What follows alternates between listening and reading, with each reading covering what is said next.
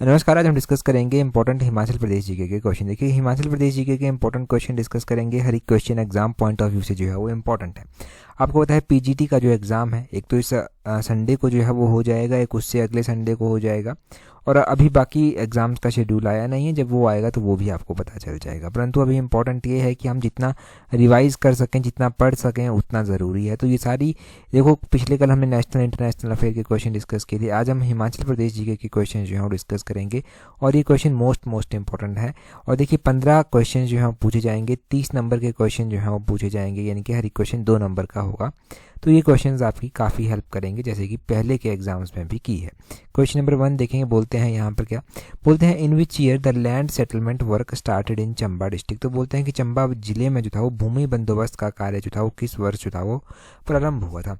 अगर हम चंबा में बात करें कि ये भूमि बंदोबस्त का कार्यक्रम कब स्टार्ट हो गया था, तो चंबा में 1952 में जो था ये स्टार्ट हो गया था। ऑप्शन सी जो है वो सही आंसर है। अगर चंबा के बारे में हम सिंपल सी बात करें तो देखो, 1948 में जब हिमाचल प्रदेश का गठन हुआ था, तो 1948 में जो था वो चंबा भी एक जिला था जो हिमाचल प्रदेश का उन 4 जिलों में से जो था वो एक भाग हुआ करता था। 4 जिले हुआ करते थे, एक चंबा होता था, एक मंडी होता था, एक सिरमौर होता था, और एक महासू होता था। तो ये 4 जिले होते थे। चंबा में 1952 में जो था वो भूमि बंदोबस्त का कार्यक्रम स्टार्ट हो गया था। अब चंबा की हिस्ट्री में अलग अलग क्वेश्चन जो है वो बनते हैं। क्वेश्चन पूछ लिया जाता है कि भूरी सिंह म्यूजियम की स्थापना कब की गई थी। 1908 में, 1908 में इसकी स्थापना की गई थी। पहला विश्व युद्ध हुआ था तो उस टाइम चंबा के राजा कौन थे, तो भूरी सिंह ही जो था वो चंबा के राजा होते थे। इन्होंने जो था वो अंग्रेजों की सहायता उस टाइम जो था वो की थी।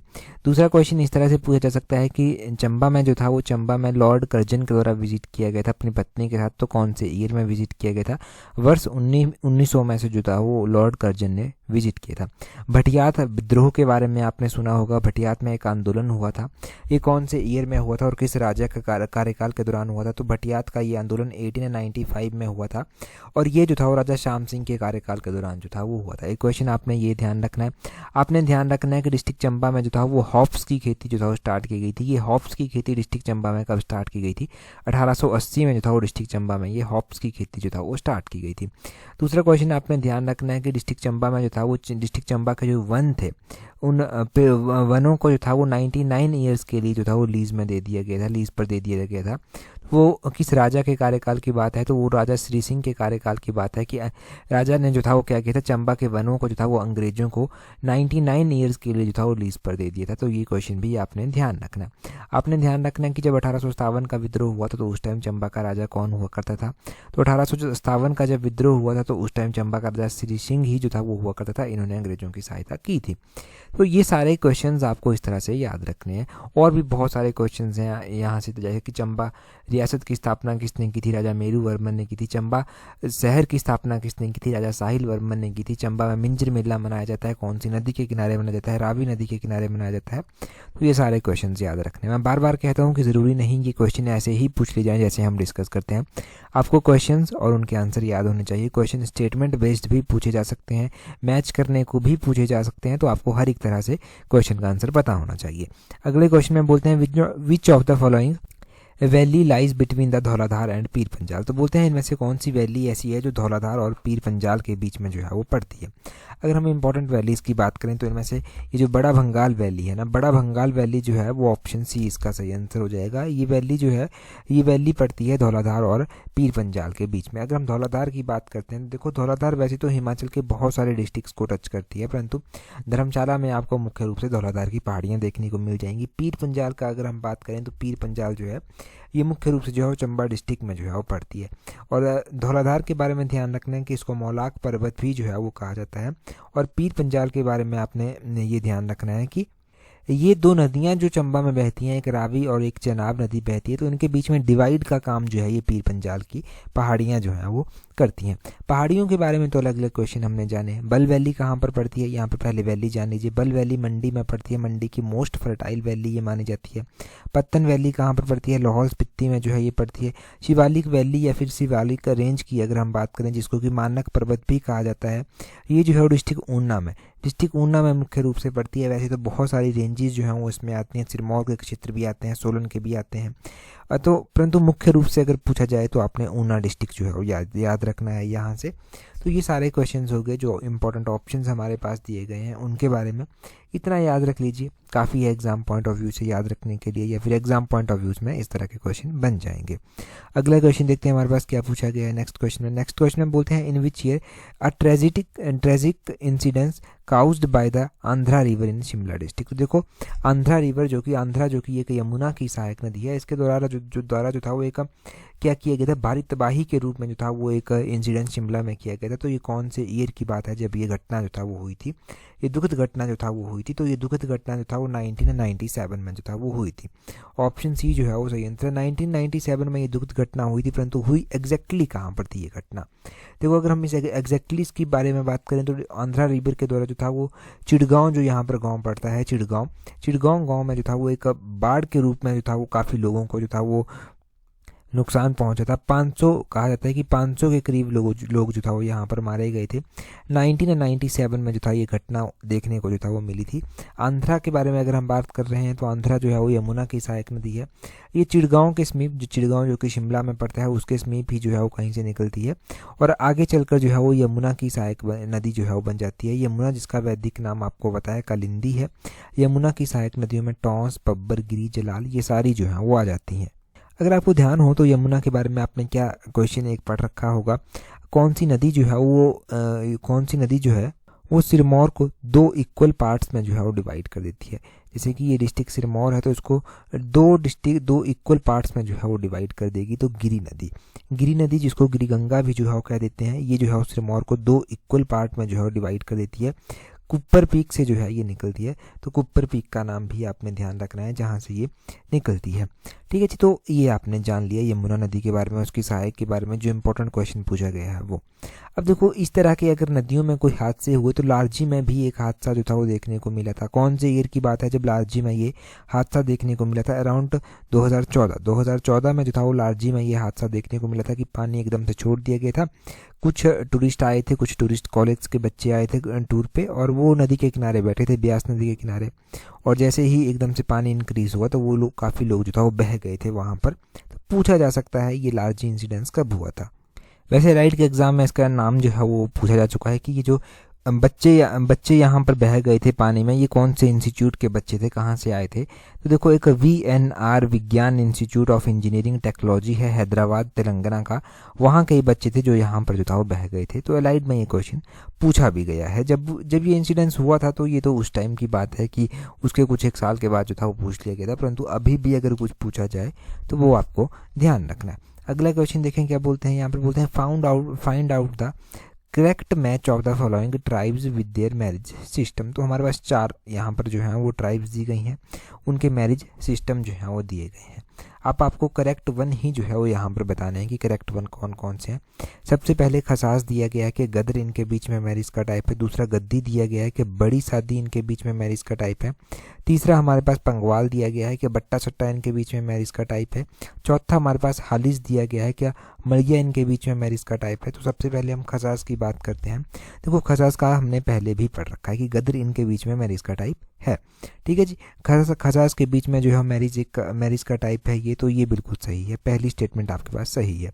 गद्दीस की बात करें तो गद्दीस के बीच में हमने क्या क्या पढ़ा है, गद्दीस के बीच में जो है कोई बड़ी शादी का टाइप नहीं होता, इनके बीच में दान पुण्य होता है, बट्टा सट्टा होता है, घर जवांतरी होता है, झंझारा होता है, झिंड फूक होता है।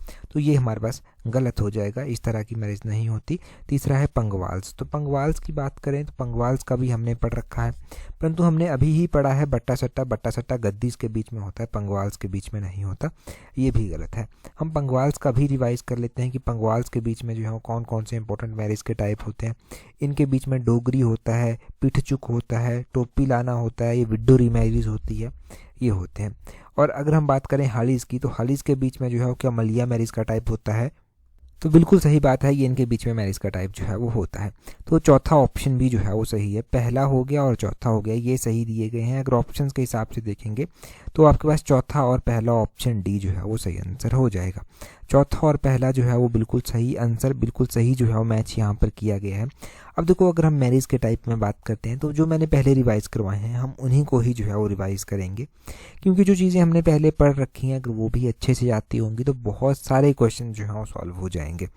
हमने पढ़ा है खसास के बीच में, खसास के बीच में हमने प्राइनो पढ़ा था। प्राइनो जो है हमने पढ़ा था कि ये लव मैरिज का टाइप है। तो हमने क्वेश्चन किस तरह से पढ़ा था मिशन एलाइड में ही कि प्राइनो किस तरह का मैरिज का टाइप है, तो ये लव मैरिज का टाइप जो है वो एक आ जाता है। इनके बीच में ब्याह जो है वो एक मैरिज का टाइप आता है। इनके बीच में गदर जो है वो एक मैरिज का टाइप आता है। दूसरा हमने गद्दीस के बारे में पढ़ रखा है कि इनके बीच में जो है बट्टा सट्टा एक मैरिज का टाइप होता है। दानपुन मैरिज का टाइप होता है। घर जवंतरी मैरिज का टाइप होता है। झंझारा मैरिज का टाइप होता है। झिंड फूक ब्राड फूक इनके बीच में मैरिज का टाइप होता है। और देखो हमने स्वांगला ट्राइब के बीच में पढ़ चुके हैं कि रुस्ताते ब्याह उनके बीच में होता है। कुआ ब्याह उनके बीच में होता है। मजमी ब्याह जो है वो उनके बीच में एक मैरिज का टाइप जो है वो होता है। तो ये मैरिज के टाइप हमने पढ़ रखे हैं, अलग अलग मैरिज के टाइप अलग अलग ट्राइब्स के बीच में। अगर देखो क्वेश्चन आपको आता है, आपने पढ़ रखा है, तो ऑप्शंस भी बहुत बार एलिमिनेट हो जाती हैं। तो मैं इसीलिए कहता हूँ बार बार रिवाइज रिवाइज रिवाइज, इसीलिए मैं फोकस करता हूँ इस चीज़ के ऊपर। अगला क्वेश्चन देखिए, बोलते हैं the term scheduled area of Himachal Pradesh and some other states is defined in Indian constitution. तो बोलते हैं कि भारतीय संविधान में हिमाचल प्रदेश और कुछ अन्य राज्यों के अनुसूचित क्षेत्रों को परिभाषित किया गया है। तो ये कौन से शेड्यूल में जो है वो परिभाषित किया गया है? तो देखो ये है शेड्यूल नंबर 5। शेड्यूल 5 में जो है वो बात की गई है, जिसमें जो है वो शेड्यूल्ड एरिया बताए गए हैं हिमाचल प्रदेश के और कुछ एक और जो बाकी स्टेट बच जाते हैं उनके शेड्यूल्ड एरिया को जो है वो मेंशन किया गया है। अगर हम शेड्यूल की बात करते हैं इंडियन कॉन्स्टिट्यूशन में तो 12 शेड्यूल हमें देखने को जो है वो मिलते हैं। 12 शेड्यूल में देखो हम 5th नंबर शेड्यूल की अगर बात करते हैं ना, तो 5th नंबर शेड्यूल हमारे लिए इम्पोर्टेंट है, क्योंकि इसमें प्रोविज़न दिए गए हैं कि किस तरह से जो है वो एडमिनिस्ट्रेशन होगा, किस तरह से कंट्रोल होगा जो शेड्यूल्ड एरियाज़ हैं, शेड्यूल्ड ट्राइब्स हैं कुछ एक स्टेट्स की, जिसमें से हिमाचल प्रदेश भी जो है वो एक है। इसमें आर्टिकल कौन सा आता है? तो इसमें आर्टिकल नंबर 244 जो है वो आता है। ये आर्टिकल भी आपने ध्यान रखना है। मैंने कुछ दिन पहले ही आपको लद्दाख के बारे में बताया था। लद्दाख किसकी मांग कर रहा है? लद्दाख मांग कर रहा है 6th शेड्यूल की। 6th शेड्यूल में क्या कहा गया है? 6th शेड्यूल में भी प्रोविज़न दिया गया है। उसमें प्रोविज़न दिया गया है जो एडमिनिस्ट्रेशन होगा ट्राइबल एरियाज़ का, जिसमें एक असम आता है, उसमें मणिपुर दिया गया है, उसमें त्रिपुरा दिया गया है और उसमें मिज़ोरम जो है वो दिया गया है। ठीक है जी, ये 4 स्टेट इसमें दिए गए हैं, असम, मिज़ोरम, त्रिपुरा और मणिपुर। ठीक है जी, ये स्टेट्स दिए गए हैं। अब लद्दाख भी जो है वो इसकी मांग कर रहा है कि हमें भी जो है वो 6th शेड्यूल जो है वो दिया जाए। हमें भी जो है वो अपना जो यहाँ का ट्राइब है, हमारा जो कल्चर है, हमारा जो एनवायरनमेंट है, हमारी जो ये प्रकृति है सारी की सारी, ग्लेशियर्स हैं, उन सभी को प्रोटेक्ट करना है। वो इसके लिए जो है वो मांग कर रहे हैं इस 6th शेड्यूल की। ठीक है जी, तो इसलिए ये 6th शेड्यूल भी ज़रूरी है। 5th शेड्यूल हो गया, 6th शेड्यूल हो गया। हिमाचल प्रदेश में आपको क्या देखने को मिला कि कुछ एक विधायकों ने जो है वो क्या किया था, कुछ एक विधायकों ने जो था वो जब राज्यसभा की वोटिंग हो रही थी तो दूसरी ओर जाकर वोट दे दिया था। तो एंटी डिफेक्शन हम यहाँ से जोड़ लेंगे थोड़ा सा कि एंटी डिफेक्शन के साथ कौन सा शेड्यूल जो है वो लिंक करता है। अगर हम एंटी डिफेक्शन की बात करते हैं तो 10th schedule of Indian constitution, जिसमें बात की गई है disqualification of member of parliament और state legislature on the ground of defection. तो ये 10th शेड्यूल है जिसमें ये बात की गई है एंटी डिफेक्शन की, वो भी आपने ध्यान रखना है। ठीक है जी, तो ये हो गए हमारे पास 3 शेड्यूल मुख्य रूप से। 5वां शेड्यूल हो गया, 6ठा शेड्यूल हो गया, 10वां शेड्यूल हो गया। ये 3 शेड्यूल हमने पढ़ लिए। एक शेड्यूल मैं आपसे पूछ लेता हूँ, साथ में आपका भी चलो रिवीजन हो जाएगा। कौन सा शेड्यूल ऐसा है जो पंचायतों के बारे में बात करता है, पंचायती राज के बारे में बात करता है? वो आप कमेंट करके जो है वो बताएंगे। ठीक है जी, कौन सा शेड्यूल है जो पंचायती राज के बारे में बात करता है, वो आप कमेंट करके बताएंगे। अगला क्वेश्चन देखते हैं हमारे पास क्या बोलते हैं। बोलते हैं the painting of the Kangra bride is the creation of artist. तो बोलते हैं कि ये जो कांगड़ा ब्राइड की पेंटिंग है, ये जो है वो किसकी जो है वो रचना है या फिर किसके द्वारा ये ड्रॉ की गई थी? तो कांगड़ा ब्राइड एक पेंटिंग है, कांगड़ा दुल्हन, ये शोभा सिंह की जो है वो रचना है। ऑप्शन ए जो है वो सही आंसर हो जाएगा। देखो सरदार शोभा सिंह के बारे में हम बहुत बार जो है पहले भी पढ़ चुके हैं। इनकी जो मुख्य पेंटिंग्स हैं पहले मैं वो बता देता हूँ आपको, जिसमें जो है कांगड़ा ब्राइड एक आ जाती है। इसमें जो है वो सोहनी महवाल बिन की एक पेंटिंग है। सिख गुरुओं के पेंटिंग भी जो है वो इन्होंने ड्रॉ कर रखे हैं, ये आपने ध्यान रखना है। सरदार शोभा सिंह जो था वो अंद्रेटा में रहते थे, तो अंद्रेटा में इनकी गैलरी भी है, शोभा सिंह आर्ट गैलरी जिसको आप कहते हैं, वो जो है वो अंद्रेटा में स्थित है। अगर हम इम्पोर्टेंट इनके बारे में और भी जानेंगे तो इनका जन्म जो है वो उस टाइम गुरदासपुर पंजाब जिला में जो था वो हुआ था। 1901 में इनका जन्म हुआ था। कुछ टाइम आर्मी में भी रहे, वहाँ से आर्मी में ड्राफ्टमैन के रूप में ये तैनात हुए थे, वहाँ से छोड़ दिया, फिर पेंटिंग करने लगे, फिर ये जो था वो एक झोंपड़ी में रहने लगे। ये संपर्क में आए नोहरा रिचर्ड के और इन्होंने इनके लिए किराए पर झोंपड़ी ले दी, जहाँ पर ये रहने लगे। और अंद्रेटा में झोंपड़ी ली गई थी जो कि डिस्ट्रिक्ट कांगड़ा में पड़ता है। काफ़ी टाइम इन्होंने स्पेंड किया। अभी आर्ट गैलरी भी जो है वो इनके नाम पर वहाँ पर है। इसी तरह हमारे पास क्या दिया गया है, हमारे पास यहाँ पर निकोलस रोरिक का नाम दिया गया है। इनके नाम पर भी एक आर्ट गैलरी है, रोरिक आर्ट गैलरी, जो कि कुल्लू नगर में स्थित है। ये एक रशियन पेंटर थे, ये आपने ध्यान रखना है। अमृता शेरगिल हमारे पास ऑप्शन में दिया गया है, तो ये भी पेंटर थी। इनका जन्म जो था वो बुदापेस्ट में जो था वो हुआ था। 1913 में इनका जन्म जो था वो हुआ था और काफ़ी अच्छी पेंटर थी, तो इनके द्वारा बहुत सारी पेंटिंग्स जो था वो बनाई गई थी, जिसमें ब्लैक न्यूड आ जाता है, जिसमें यंग गर्ल आ जाता है, सिटिंग न्यूड आ जाता है। ये पेंटिंग्स इनके द्वारा बनाई गई थी, तो इनका नाम भी इम्पोर्टेंट हो गया हमारे लिए। तो ये हमने इम्पोर्टेंट पेंटर्स के बारे में जान लिया। और देखो पेंटिंग्स के बारे में हम ध्यान रखें तो कांगड़ा पेंटिंग जो है वो काफ़ी फेमस है। और देखो कांगड़ा पेंटिंग को जो है जीआई टैग भी जो है वो मिल चुका है, वो भी पता होना चाहिए आपको कि इसको जीआई टैग जो है वो मिल चुका है।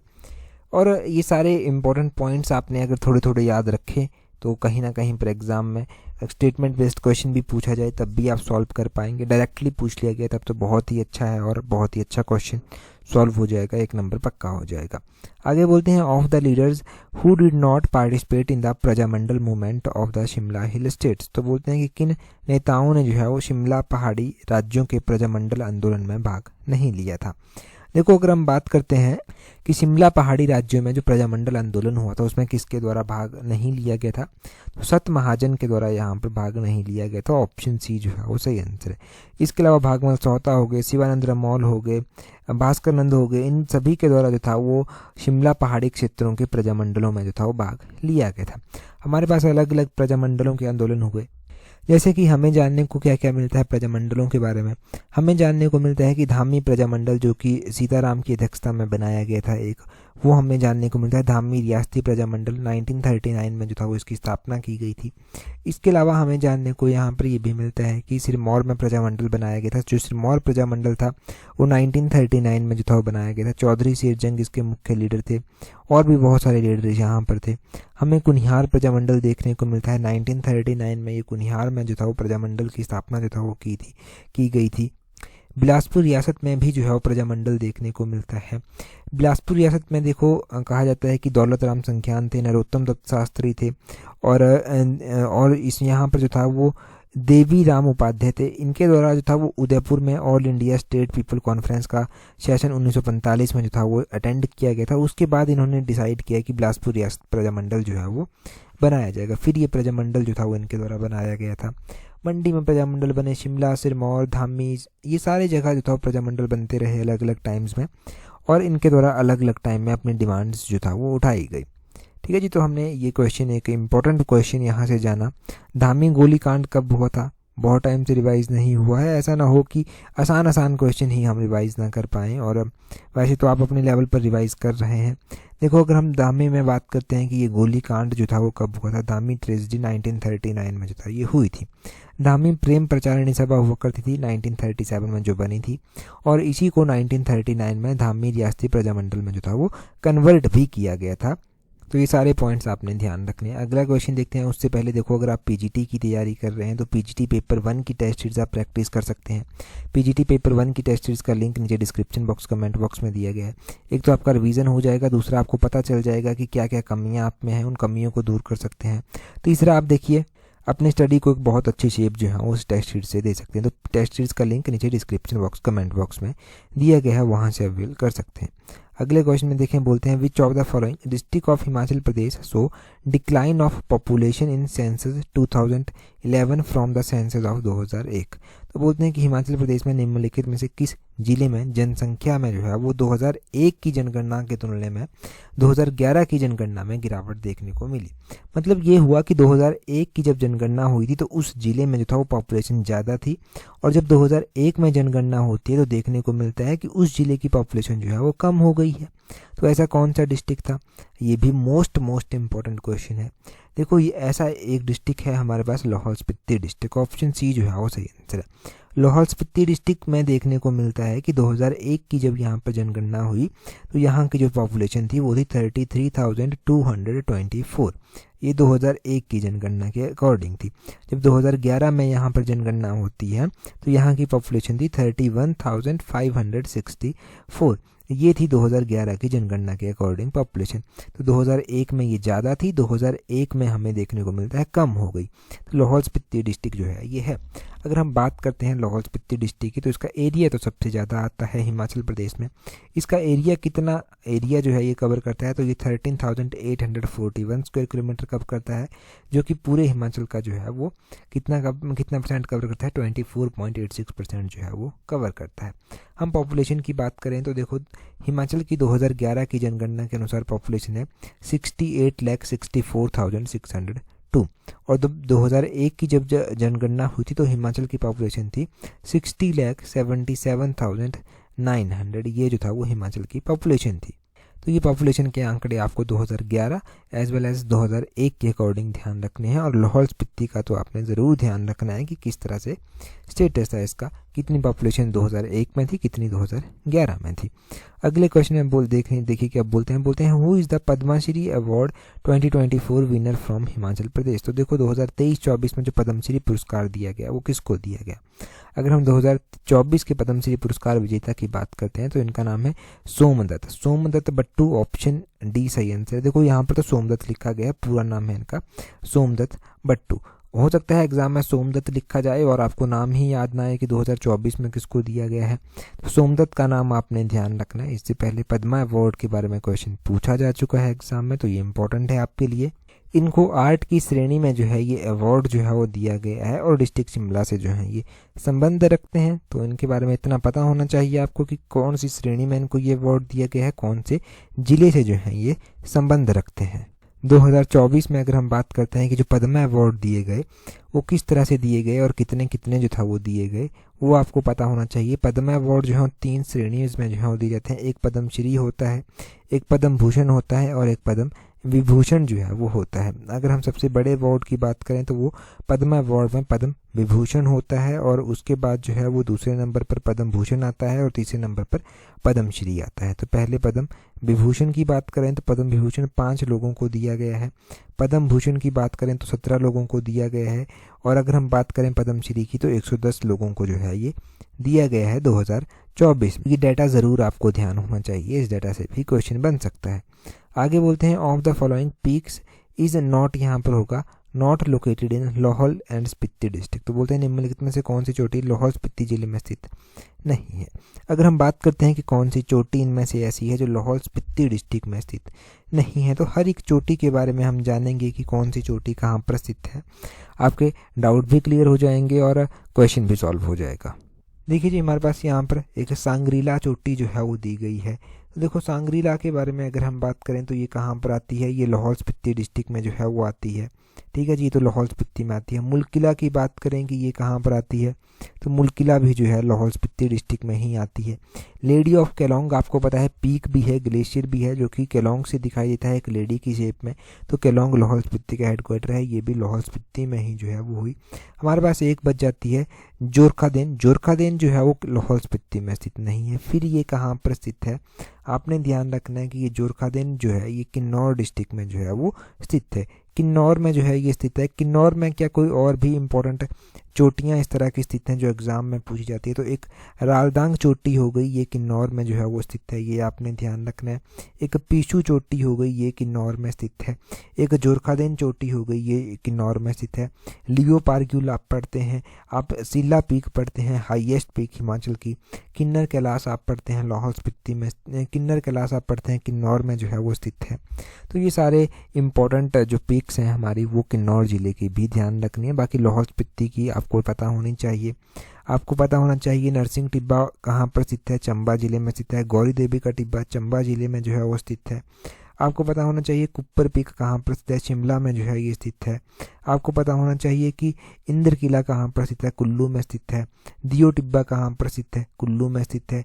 और सोलांग वैली कहाँ पर, सोलांग पीक भी है वो कहाँ पर स्थित है, कुल्लू में जो है वो स्थित है। तो वो सारा आपने अलग अलग डाटा, अलग अलग पीक्स के बारे में ध्यान रखना है। अगला क्वेश्चन देखते हैं हमारे पास क्या पूछा गया है। अगले क्वेश्चन में बोलते हैं, यहाँ पर बोलते हैं Trigarta denotes the region drained by which of the following region. तो रिवर्स तो बोलते हैं कि त्रिगर्त निम्नलिखित में से किस नदी द्वारा प्रवाहित क्षेत्र को जो है वो दर्शाता है। अब देखो हमने लास्ट वीडियो में डिस्कस किया था, आप कमेंट करके जो है वो इसका आंसर बताएंगे कि कौन सी नदियां जो है वो ड्रेन करती थी इसको, त्रिगर्त को, किन नदियों को ये दर्शाता था। इसके अलावा अगर एलाइड सर्विसेज की टेस्ट सीरीज प्रैक्टिस करनी है तो एलाइड सर्विसेज की टेस्ट सीरीज का लिंक नीचे डिस्क्रिप्शन बॉक्स, कमेंट बॉक्स में जो है वो दिया गया है। एलाइड की टेस्ट सीरीज आप प्रैक्टिस कर सकते हैं और एलाइड की टेस्ट सीरीज से आपको पता है बाकी एग्जाम की तैयारी तो होगी ही होगी, तो बहुत सारी चीज़ें नई भी सीखने को मिलेंगी। तो इसकी टेस्ट सीरीज के बारे में ज़्यादा नहीं बताने की ज़रूरत होती है, ये तो इम्पॉर्टेंट है ही, आप प्रैक्टिस कर सकते हैं। नीचे लिंक दिया गया है। टेलीग्राम पर ज्वाइन करने के लिए अपने टेलीग्राम से @allexam31 इस तरह से सर्च करना, आपको हमारा टेलीग्राम चैनल भी मिल जाएगा। आज की इस वीडियो में इतना ही है। That's all for today. Thank you very much for watching and listening it very patience.